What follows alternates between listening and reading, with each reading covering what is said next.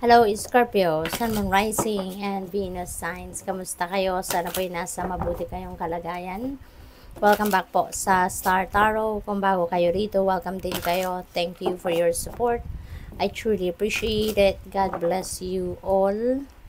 Scorpio, paunang mensahe po ninyo ay Page of Wands. So, this is really a beautiful energy, Scorpio, kasi meron kayo ditong nakikitang opportunity, no? And these opportunities are opportunities na maaaring matagal na ninyong binabantayan, matagal na ninyong, kumbaga you are eyeing on this, no? Kung ano man itong bagay na to. Kasi maaaring posisyon nito sa trabaho. Baka matagal na ninyong binabantayan na mabakante ito or maiposting, yung ganon. So, maybe, no, na those kinds, no, of opportunities yung dadating sa inyo sa ngayon. Kaya, kumbaga, ang nararamdaman ko dito, parang you will be right on target, no? So, parang, dahil matagal na ninyong binabantayan, so, talagang mag-a-action kayo, magte-take action agad kayo. No, once na kunyari na-i-post na yung position na to, talagang nandiyan ka agad at a-applyan mo ka agad, yung ganon. So, good luck sa'yo. We have 3 of Pentacles. Ayan. So, this is the beginning of your success, no, Scorpio. Say 3 of Pentacles. This could be collaboration. This could be partnership.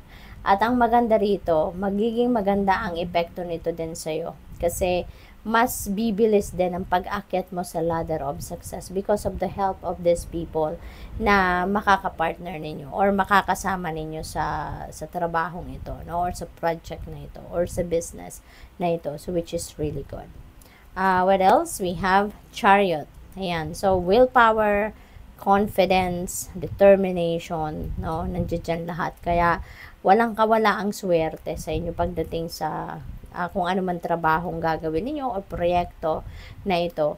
Kaya ano kayo, no, magtatagumpay kayo. Chariot is also about success, no? Kaya talaga magtutuloy-tuloy kayo, no? You are going to build momentum towards success dito. Kaya napakaganda ng pagtutulungan ninyo na kung sino man ang makakasama ninyo rito.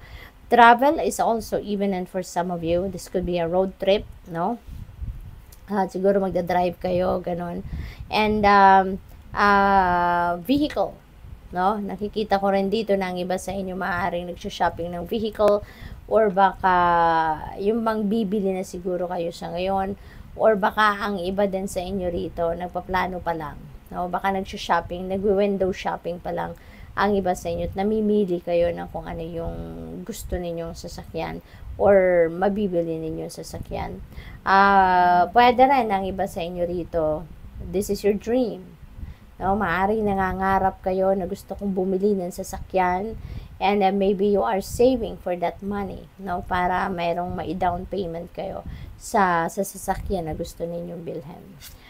We have King of Cups. Ayan. So, maybe, Scorpio, you are dealing with fellow water sign din sa ngayon, no? Baka meron kayong dealings with a friend or yung boss ninyo siguro, baka water sign din siya. Cancer, Scorpio, Pisces, mga ganon. Probably then, na this could be a reminder for you na ngayon you are going to be more compassionate. Maaring you're going to be more empathic, more intuitive, no? More sensitive, yung ganon. And siguro din, no, magaling talaga kayong mag-advise, magaling talaga kayong makinig, no? Maybe you are a very good and compassionate listener, kaya probably meron din mga lalapit sa inyo para magpatulong sa iyo, humingi ng sage advice, or baka kailangan lang nila na makikinig sa mga problema nila. Kaya maaaring ikaw, no, yung lalapitan nila because they know that you are a very good and compassionate listener. So, what else? We have milk and honey. Napakaganda nito.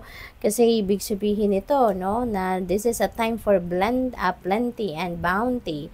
Scorpio. So, may mga blessings, financial blessings na maaring dumating sa inyo rito. Panahon nito ng kasaganaan. This is a period of prosperity and abundance, no? Kaya napakaganda. There are limitless potential out there then for you, Scorpio. So, you just need to look around for various opportunities, no? Kasi merong kakatok sa inyo ng mga oportunidad sa ngayon in various areas of life. Lalo-lalo na pagdating sa pera. This is also a time for self-care, no? Kailangan din ninyo na bigyan ng panahon ang sarili ninyo para makapag-replenish kayo ng mga lost energy ninyo. Alagaan ninyo ang inyong sarili sa ngayon, mag self-care, 'di ba? Alagaan ninyo ang inyong sarili. Panahon ngayon para tawag dito, mag-rejuvenate and recuperate, okay? Come to the edge, no? So siguro kaya kailangan ninyo din na magpahinga. Kailangan ninyo na i-condition ang inyong sarili, mentally, physically, emotionally. Kasi meron kayong sisimulang bagong chapter sa buhay ninyo. You are coming out of your comfort zone dito. Kaya mas kailangan dito ng tibay ng loob ninyo, tatag ng dibdib ninyo, kasi yung papasukin ninyong bagong sitwasyon, you've never done this before. You've never been, no, to this situation before. Kaya kailangan na mas matibay ang inyong loob, no, para kahit ano man yung maaring may discomfort kayong maranasan along your journey, at least, no, masasabi ninyo sa sarili ninyo na nakaya ninyo ito, no? So, new beginning ito, no? Magsisimula kayo ng bagong chapter sa buhay ninyo rito in various areas of life, depende sa inyong sitwasyon. Poised. You know what to do. You know what to do. Napakaganda.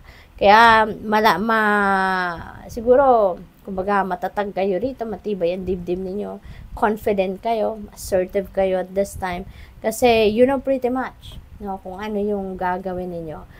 You have an idea, no, kung ano yung maaari ninyong maging sitwasyon, siguro, dito, and handa kayo sa kahit anuman, no? So, that's good. So, tignan natin kung ano pa ang mensahe for you.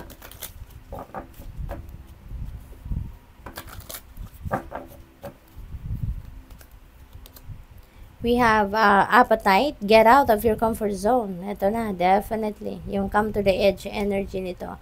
You are coming out of your comfort zone. No? Kasi, you are going to take advantage of that opportunity. So, that opportunity could be related to this, no?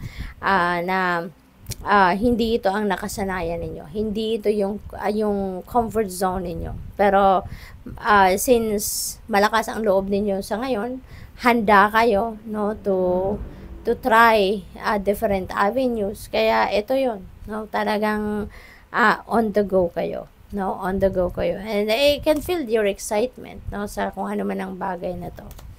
We have Iolites, shift your money mindset.